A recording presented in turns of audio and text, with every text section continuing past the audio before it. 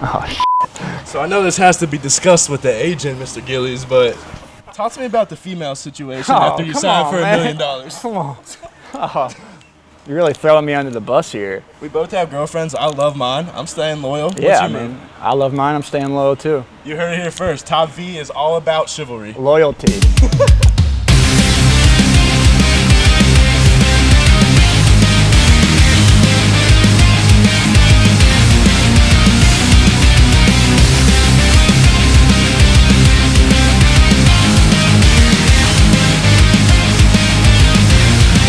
Welcome to the grind. Guys, really excited. We got probably one of the best arms here at TopVelocity. We got Keagan Gillies. Came to us a couple years ago. Why did you come to us? Do you remember? Yeah, so it was after my junior year. I was having a tough year and my velo was down a lot. And I was working with a guy, Daryl Coulter, up in St. Louis, who's like a psychology guy. He's teaching me, how to throw like a big leaguer, different stuff like that. And he suggested that I come to Brent out here in Covington, which I didn't know he was this close to me.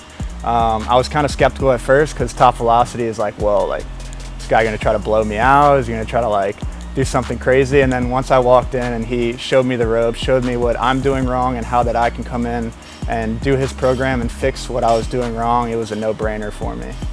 Yeah, and shout out to Daryl. Daryl has a great mindset program, pitchability, really gets into all that, which is a great compliment to TopVelocity. I mean, we're doing that with Top V Pro as well with David Ardsma, but Daryl does an excellent job. So it was exciting watching Keagan in that first year with us, really trying to come into his body. I mean, we got a big guy here.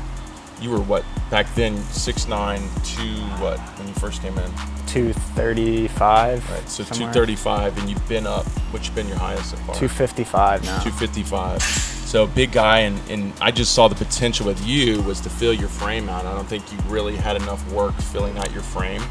And I think you saw it too, that if you could really fill out your frame, which I still don't believe you're even there. I mean, that's what's crazy about Keagan. Like, he still has a lot more to go. I think you could go another 30% of development, and God knows that's where it's going to put your fastball. But I think that was the big mindset up front, was like, man, you have really yet to develop this frame that I think was what was holding you back, wouldn't you say? Yeah, easily. I mean, I came in here, I was super undeveloped, I guess you would say. I was super weak. I had no upper body strength. I rarely had any lower body strength. And then once I got in here and, that first month or two that I was in here, my power clean started going up, my squats were going up, all of it was going up. And then it really translated to my med ball throws and my baseball throws. Yeah, and because your dad was a track athlete, right? You're a good athlete, like really quick, explosive. I think the size was just a real, it really is what you needed, and you could still get more of it. And you came in, I think you were at 92 was your highest at that point. Yeah. And now you've been all the way up to 98. So talk about what is it like transitioning from a 88, 92 mile an hour pitcher to a 94, maybe highest 98 mile an hour pitcher. Yeah. How hard was that transition? Just for having the pitchability that I had before that, I was kind of a soft throwing righty, starter. So I was going long innings, and I was able to pitch and use my pitchability to my advantage, which I think actually helped me a lot once I gained this velo. So once my velo went up, I just used that same mindset that I had, and I knew how to pitch with all of my pitches. I knew how to throw them all for strikes, and then the velo just added so much to my game that I was able to, rely more on the fastball than rely on, my off speed like I did in the past. Coming into this year, the velocity jump was even more than I expected. I trained really hard to do that, and sometimes I found myself trying to overthrow sometimes, trying to do too much with my velocity instead of just pitching. And that's really one thing that I changed coming into this year was, I had a kind of rocky start, but after that I just found my way back to what I know best, which is pitching with the pitchability that I do have and the velocity that I gained this year.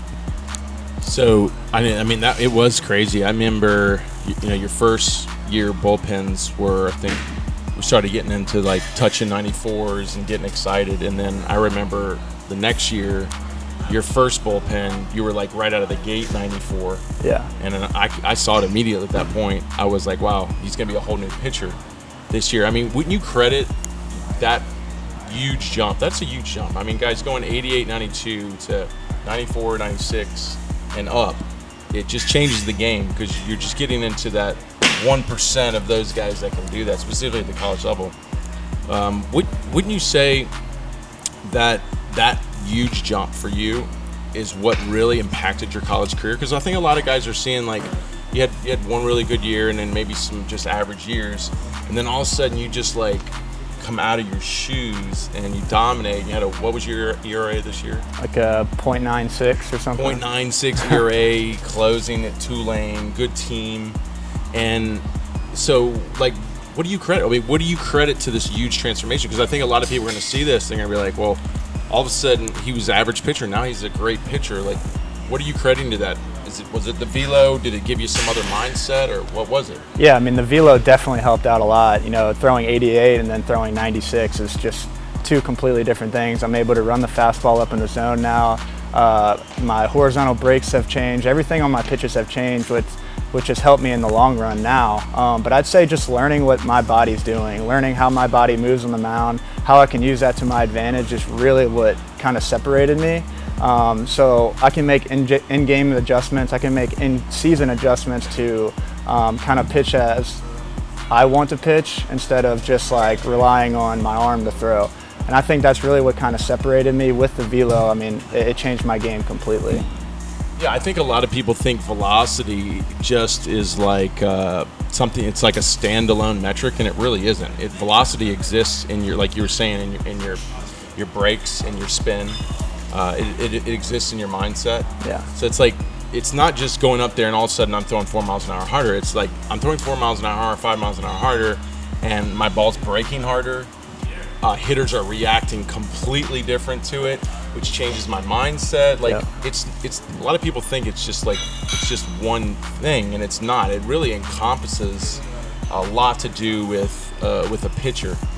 Wouldn't you say? I mean, yeah, easily. I mean, the velocity is just one factor of being a pitcher. You have so many other things.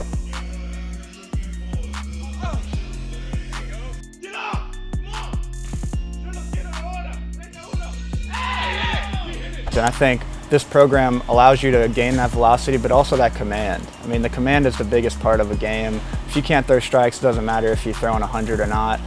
Just getting that in the zone and, you know, learning how your body moves allows you to have better command on the mound, and that just comes with velocity as well. I think the other thing too was, you know, last year he was being, you know, you and Eric Orzi, y'all were being really competitive and pushing each other. And what was it like, not to make it talk like it was a negative thing, but what was it like seeing Eric getting drafted that year in the 5th round and you not getting drafted? Like, what did that do to you? 50th pick of the 2020 MLB draft, the New York Mets select Eric Orzi.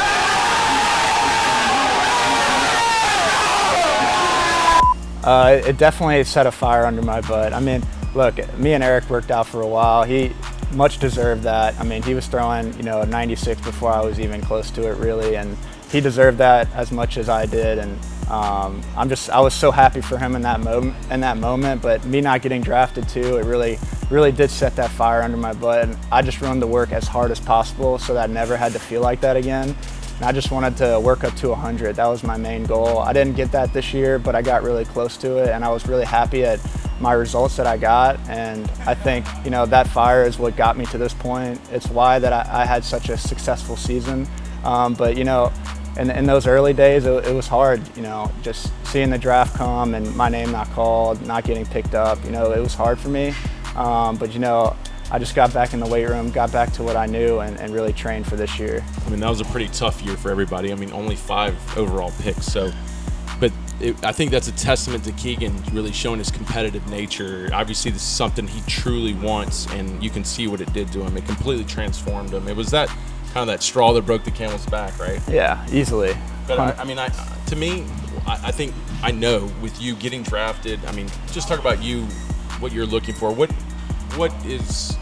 makes you excited about getting drafted? I mean, what is this something you've always dreamed about? Like, what does it mean to you getting drafted? Yeah, I mean, it's every kid's dream that plays baseball to get drafted at some point. And it's taken me so long, you know, these 5 years in college to actually, you know, get to that point. But overall, just the training that I put in over my lifetime, the time that my parents have put in over my lifetime to try to get me to this point and try to make me the best player that I can be. You know, they did that with my brother, and now they did that with me, and he was kind of like the testing subject on that. And then, you know, they put all the time and effort in for me. So not only for me, but my family as well. You know, they put in all this time watching my games and bringing me places to train. And then, you know, my dad putting up time, bringing me out here to, you know, work with you and try to get as the best help as possible, you know, to get me to this point. It's just a testament to everyone. Yeah, I think it was really cool to see how proud your dad was of you this year. Yeah. I think you're right. He's put a lot into it, and he loves you. And getting to see it all come together at the end, it was kind of like an epic moment for him and y'all's relationship. But so you get drafted. Say, you know, you're in minor league ball. I mean, what are your goals? Like, what excites you about pro ball? What's your aspirations? You know, just getting to that next level. You know, I've been high school, college now, and facing those, you know, big league hitters now. I mean, these are professional hitters. You're not going to find any really bad hitters going into the next level, and just seeing how my stuff matches up against them, and, you know, what kind of success that I have and the learning curve that I need to, you know, pitch like a big leaguer is really what I'm excited about. I'm super ready for this next jump, you know, from a command center, from a, you know, a velocity point, just anything, just trying to get better as quickly as possible, and, you know, hopefully make it to the bigs, and, you know, hopefully 2 years, you know, just try to work as hard as I can to achieve that goal of being in a big league uniform. Yeah, I mean, I think you're right there. I mean, they call it big league ready.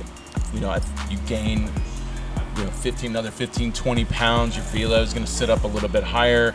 You're going to keep, you know, Ardsman's going to help you work on your pitches and coming up with better strategies for better hitters. And you're a guy who, like, loves to learn. You're incredibly smart. I mean, what was your degree in Tulane? So I got an undergraduate in finance, and I'm going for my MBA right now. Right. So you got the brain to really understand the analytics of the game and really mature through it, pick it up quickly. I mean, I totally see you in 2 years in the big leagues. I know that's a lot to ask, but I think with what's going on in college, when all these guys got pushed back, you know, got these fifth years and stuff, I think you've proven that you're ready for that. I hope they throw you in AA and you get to shoot yourself up. So, going on to right now, before we get drafted next month, like what do you want? What's the tone you want to set right now going in the draft? Yeah, so I mean, before the season started, I was, you know, 250 going into the season, and the season kind of brings you down on that weight scale, and I kind of lost some strength with that. So right now I'm trying to build up strength right now, try to get my speed up, and, you know, keep my arm going, all my pitches and stuff, so I can be as sharp as possible for when that draft comes and when they send me off to, you know, whatever farm league they're sending me off to, and, you know, the middle of nowhere, wherever. But just trying to build up my muscles, build up my strength, build up my, you know, my speed, and keep that going up until the draft is really what I'm working on now. All right, I'm going to call it now. This is a top MLB draft pick right here. It's going to happen, and we're going to prove it to you over the next month. So here we go. Let's do it.